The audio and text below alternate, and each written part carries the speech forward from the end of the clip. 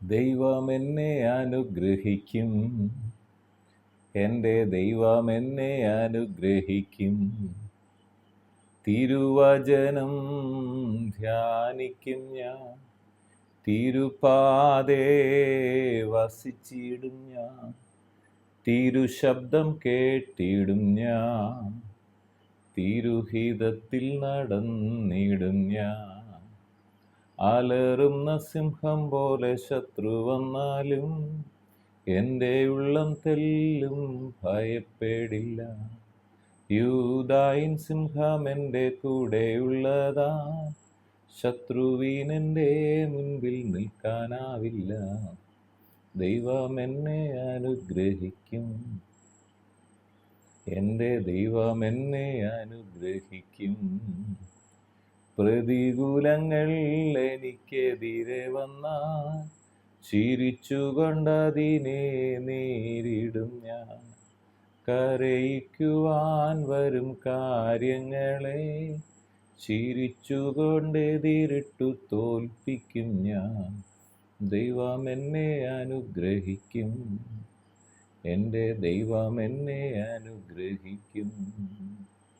ദൈവം എന്നെ അനുഗ്രഹിക്കും, എൻ്റെ ദൈവം എന്നെ അനുഗ്രഹിക്കും. വീണ്ടും വരുന്ന യേശു ക്രിസ്തുവിൻ നാമത്തിലുള്ള സ്നേഹവന്ദനങ്ങൾ എല്ലാ പ്രിയപ്പെട്ടവരെ ഈ സമയത്ത് അറിയിക്കുന്നു. യോഹന്നാൻ എഴുതിയ സുവിശേഷം 13-ാം അധ്യായം അതിൻ്റെ 14-ാമത്തെ വാക്യം ഇങ്ങനെ പറയാണ്: കർത്താവും ഗുരുവുമായ ഞാൻ നിങ്ങളുടെ കാൽ കഴുകി, എങ്കിൽ നിങ്ങളും തമ്മിൽ കാൽ കഴുകേണ്ടത് ആകുന്നു.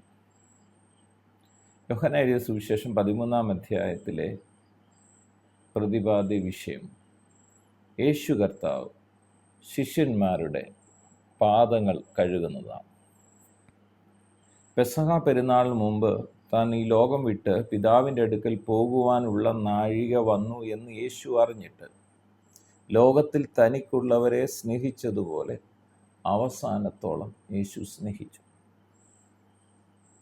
യേശു ക്രിസ്തുവിൻ്റെ ഏറ്റവും വലിയ പ്രത്യേകതയാണ് സ്നേഹം. ദൈവം സ്നേഹമെന്ന് വിശുദ്ധ വേദപുസ്തകം നമ്മെ പഠിപ്പിക്കുന്നു. അങ്ങനെ ഇവിടെ പിതാവാം ദൈവം തന്നെ ഏൽപ്പിച്ച തൻ്റെ ശിഷ്യന്മാരെ യേശു ക്രിസ്തു അവസാനത്തോളം സ്നേഹിച്ചു. എന്നെ കേൾക്കുന്ന പ്രിയപ്പെട്ടവരെ, നമുക്ക് ഈ ഭൂമിയിൽ ഒരായുസേ ഉള്ളൂ. ആ ആയുസിൽ നാം കണ്ടുമുട്ടുന്ന എല്ലാവരെയും സ്നേഹിക്കാം. ഒരായുസ് മാത്രമേ ഉള്ളൂ. നമ്മുടെ കുടുംബത്തെ സ്നേഹിക്കാം, നമ്മുടെ കുഞ്ഞുങ്ങളെ സ്നേഹിക്കാം, നമ്മുടെ പ്രിയപ്പെട്ടവരെ സ്നേഹിക്കാം, നമ്മുടെ സഭയിലുള്ളവരെ സ്നേഹിക്കാം. യേശു കർത്താവ് നമുക്ക് തന്ന മാതൃകയാണ്. ഈ അവസാനത്തോളം യേശു തൻ്റെ കൂടെ നിന്നവരെ സ്നേഹിച്ചു. അതുപോലെ ഞാനും നിങ്ങളും ചെയ്യണം എന്നുള്ളത് കർത്താവിൻ്റെ അരുളപ്പാടാണ്. അത്താഴമായപ്പോൾ പിശാച് ശീമോൻ്റെ മകനായ യൂദാ ഇസ്കരിയോത്താവിൻ്റെ ഹൃദയത്തിൽ അവനെ കാണിച്ചു കൊടുപ്പാൻ തോന്നിയിരുന്നു. പിതാവ് സകലവും തൻ്റെ കയ്യിൽ തന്നിരിക്കുന്നു എന്നും താൻ ദൈവത്തിൻ്റെ അടുക്കൽ വന്നു ദൈവത്തിൻ്റെ അടുക്കൽ പോകുന്നുവെന്നും യേശു അറിഞ്ഞിരിക്കെ അത്താഴത്തിൽ നിന്ന് എഴുന്നേറ്റ് വസ്ത്രം ഊരി വെച്ച് യേശു ആരാണ്? പിതാവിൻ്റെ അടുത്തു നിന്ന് വന്നു തിരിച്ച് പിതാവിൻ്റെ അടുത്തേക്ക് പോകുന്നു. ആ യേശു ക്രിസ്തു ഇതെല്ലാം അറിഞ്ഞിരിക്കെ അത്താഴത്തിൽ നിന്ന് എഴുന്നേറ്റ് വസ്ത്രം ഊരി വെച്ച് ഒരു തുവർത്തയെടുത്ത് അരയിൽ ചുറ്റി ഒരു പാത്രത്തിൽ വെള്ളം പകർന്ന് ശിഷ്യന്മാരുടെ കാൽ കഴുകുവാനും അരയിൽ ചുറ്റിയിരുന്ന തുണി കൊണ്ട് തുവർത്തുവാനും തുടങ്ങി. യേശു കർത്താവ് ചെയ്ത മാതൃക നമുക്ക് കാണിച്ചു തരികയാണ്. അവൻ ശിമോൻ പത്രോസിൻ്റെ അടുക്കൽ വന്നപ്പോൾ അവനോട്, കർത്താവേ, നീ എൻ്റെ കാൽ കഴുകുന്നുവോ എന്ന് പറഞ്ഞു. യേശു അവനോട്, ഞാൻ ചെയ്യുന്നത് നീ ഇപ്പോൾ അറിയുന്നില്ല, പിന്നെ അറിയും എന്ന് ഉത്തരം പറഞ്ഞു. നീ ഒരു നാളും എൻ്റെ കാൽ കഴുകുകയില്ല എന്ന് പത്രോസ് പറഞ്ഞു. അതിന് യേശു, ഞാൻ നിന്നെ കഴുകാഞ്ഞാൽ നിനക്ക് എന്നോടുകൂടെ പങ്കില്ല എന്ന് ഉത്തരം പറഞ്ഞു.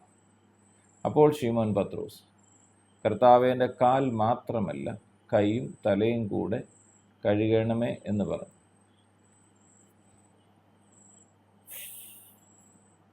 യേശു അവനോട്, കുളിച്ചിരിക്കുന്നവന് കാലല്ലാതെ കഴുകുവാൻ ആവശ്യമില്ല, അവൻ മുഴുവനും ശുദ്ധിയുള്ളവൻ. നിങ്ങൾ ശുദ്ധിയുള്ളവരാകുന്നു, എല്ലാവരും അല്ലാത്താനും. തന്നെ കാണിച്ചു കൊടുക്കുന്നവനെ അറിഞ്ഞിരിക്കൊണ്ടത്രേ എല്ലാവരും ശുദ്ധിയുള്ളവരല്ല എന്ന് പറഞ്ഞു. എന്നിട്ട് കർത്താവ് അവരുടെ കാൽ കഴുകിയിട്ട് വസ്ത്രം ധരിച്ച് വീണ്ടും ഇരുന്ന് അവരോട് പറഞ്ഞത്, ഞാൻ നിങ്ങൾക്ക് ചെയ്യുന്നത് ഇന്നതെന്ന് അറിയുന്നുവോ? യേശു കർത്താവ് എല്ലാം ചെയ്യുമ്പോൾ അതിനൊരു പ്രത്യേക ഉദ്ദേശത്തോടുകൂടി ഞാൻ ചെയ്യുന്ന നിങ്ങൾ അറിയുന്നുവോ എന്ന് ചോദിക്കും. എന്നിട്ട് പറയാം, നിങ്ങൾ എന്നെ ഗുരുവെന്നും കർത്താവെന്നും വിളിക്കുന്നു, ഞാൻ അങ്ങനെ ആവുകൊണ്ട് നിങ്ങൾ പറയുന്നത് ശരി. എന്നിട്ട് പറയാണ്, കർത്താവും ഗുരുവുമായ ഞാൻ നിങ്ങളുടെ കാൽ കഴുകി എങ്കിൽ നിങ്ങളും തമ്മിൽ തമ്മിൽ കാൽ കഴുകേണ്ടതാകും. ഞാൻ നിങ്ങൾക്ക് ചെയ്തതുപോലെ നിങ്ങളും ചെയ്യേണ്ടതിന് ദൃഷ്ടാന്തം തന്നിരിക്കുന്നു. നമ്മൾ യേശുക്രിസ്തുവിൽ വിശ്വസിക്കുമ്പോൾ നമ്മുടെ കൂട്ടത്തിൽ നിൽക്കുന്നവരും നമ്മളുമായിട്ട് ഒരു വ്യത്യാസമില്ല. നമ്മുടെ അകത്ത് വന്ന അതേ ക്രിസ്തു അവരുടെ അകത്ത് വന്നു. ഒരു വ്യത്യാസമില്ല. ദൈവത്തിന് മുഖവശ വ്യത്യാസമില്ല. യഹൂദനെന്നോ യവനെന്നോ ദാസനെന്നോ സ്വതന്ത്രനോ ആണെന്നോ പെണ്ണെന്നോ ദൈവത്തിന് മുഖവശ വ്യത്യാസമില്ല. ദൈവം എല്ലാവരെയും സ്നേഹിക്കുക. കർത്താവായ യേശു ക്രിസ്തു പിതാവാം ദൈവത്തിൻ്റെ എന്താണ് സ്വഭാവം ഈ ഭൂമി വന്ന് കാട്ടിക്കൊടുക്കുകയാണ്. സൃഷ്ടാവായ ദൈവം സൃഷ്ടിയായ മനുഷ്യൻ്റെ പാദങ്ങളെ കഴുകിയ അത്ഭുതകരമായ കാര്യം. അങ്ങനെയെങ്കിൽ കർത്താവ് നമ്മളെ ദൗത്യം ഏൽപ്പിച്ചിരിക്കുകയാണ്. മറ്റുള്ളവരെ നമ്മേക്കാൾ ശ്രേഷ്ഠരെന്ന് കണ്ട് അവരുടെ പാദങ്ങളെ കഴുകുന്നത് പോലെ നമുക്ക് മറ്റുള്ളവരെ ശ്രേഷ്ഠരായി കാണാം. ആ ദൃഷ്ടാന്തം യേശു കർത്താവ് കാണിച്ചു തന്നു. ദൃഷ്ടാന്തം പിന്തുടരാം. അതിന് ദൈവത്തിൻ്റെ പരിശുദ്ധാത്മാവ് നമ്മെ ഓരോരുത്തരെയും സഹായിക്കുമാറാകട്ടെ. പിതാവെ, പ്രാർത്ഥിക്കുന്നു, യേശു ക്രിസ്തുവിൻ്റെ നാമത്തിൽ എന്നെ വചനം കേൾക്കുന്ന ഓരോ പ്രിയപ്പെട്ടവർക്കും വേണ്ടി പ്രാർത്ഥിക്കുന്നു.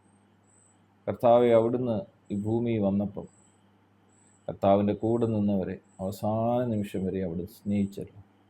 അങ്ങനൊരു സ്നേഹത്തിൻ്റെ മാതൃക അപ്പോൾ തന്നെ മറ്റുള്ളവരുടെ മുമ്പിൽ താഴുന്ന മനോഭാവം, കാൽ കഴുകി ശിഷ്യന്മാരുടെ പാദങ്ങളെ കഴുകി കർത്താവും ഗുരുവുമായ യേശു കർത്താവ് ഞങ്ങൾക്കൊരു മാതൃക കാട്ടിവെച്ചിരിക്കുക. ആ മാതൃക പിൻപറ്റാൻ ദൈവത്തിൻ്റെ പരിശുദ്ധാത്മാവ് ഞങ്ങളെ സഹായിക്കണമേ. എന്നെ കേൾക്കുന്ന രോഗികൾ ഇപ്പോൾ തന്നെ യേശു ക്രിസ്തുവിന് അടിപ്പിണരുകളാൽ സൗഖ്യം പ്രാപിക്കും. ഹൃദയഭാരങ്ങൾ മാറിപ്പോകട്ടെ, ആകുല ചിന്തകൾ മാറട്ടെ, ഭയങ്ങൾ മാറട്ടെ. കർത്താവായ യേശു ക്രിസ്തുവിൻ്റെ മഹത്വം ഓരോ വ്യക്തി ജീവിതങ്ങളിൽ വ്യാപരിക്കട്ടെ. പ്രാർത്ഥിച്ച് അനുഗ്രഹിക്കുന്നു യേശുവിൻ പൊന്നുനാമത്തിൽ പിതാവേ, ആമേൻ.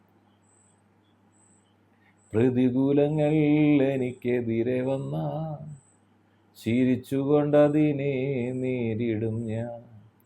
കരയിക്കുവാൻ വരും കാര്യങ്ങളെ ചിരിച്ചുകൊണ്ടെതിരിട്ടു തോൽപ്പിക്കും ഞാൻ. ദൈവം എന്നെ അനുഗ്രഹിക്കും, എൻ്റെ ദൈവം എന്നെ അനുഗ്രഹിക്കും, ദൈവം എന്നെ അനുഗ്രഹിക്കും.